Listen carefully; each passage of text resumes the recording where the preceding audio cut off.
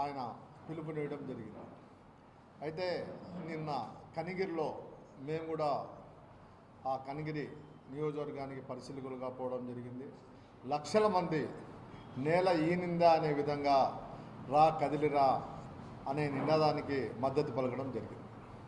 అయితే ఈ 4.5 సంవత్సరంలో జగన్మోహన్ ఏ విధంగా అరాచక పాలన చేసినాడు, ఏ విధంగా ప్రజలను వంచాడు, ఏ విధంగా ప్రజలను దోచుకున్నాడు, ఏ విధంగా వ్యవస్థలన్నీ కూడా నాశనం చేశాడు, ప్రజలను నాసిరకం అందించి వాళ్ళ ప్రాణాలకు హాని కలిగిస్తున్నావు, వాళ్ళకు వ్యాధులు వచ్చే విధంగా హార్ట్ సంబంధించిన వ్యాధులు అయితే లివర్ సంబంధించిన వ్యాధులు అయితే వచ్చే విధంగా నీ అనుచరులే కంపెనీలు డిస్టిలరీలు పెట్టి ఆ వాళ్ళు తయారు చేసే కలర్ రంగు మందు అమ్ముతాను.